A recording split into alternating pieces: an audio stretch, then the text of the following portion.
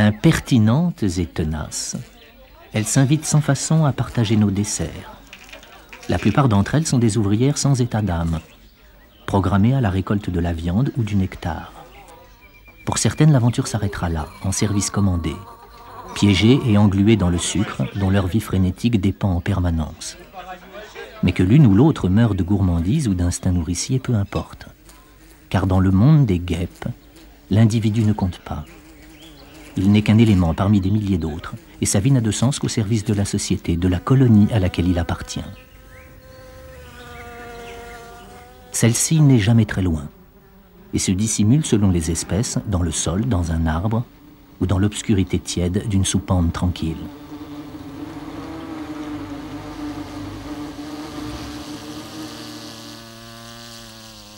D'autres guêpes primitives se contentent de nids plus modestes, fixés sur des brindilles ou des rochers, aux cellules ouvertes à tout vent.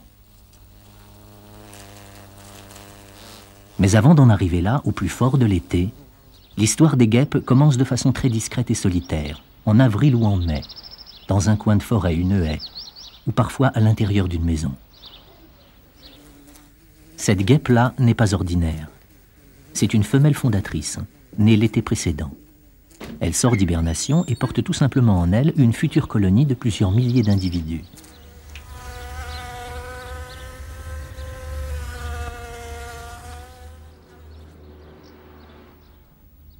En début de saison, le premier réflexe de toutes les guêpes fondatrices est de chercher un endroit propice où installer leur nid.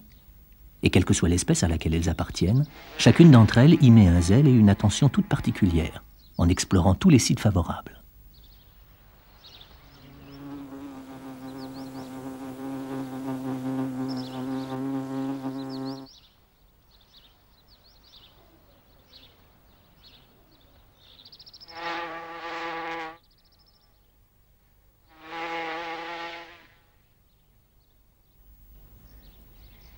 Les polistes sont une famille de guêpes sociales primitives.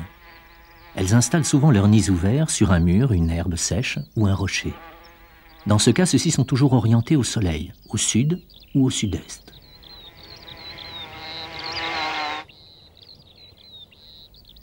Pour construire leur nid, les polistes, comme toutes les guêpes sociales, utilisent une matière première faite de fibres végétales décomposées, qu'elles arrachent méthodiquement sur les tiges de quelques plantes sèches.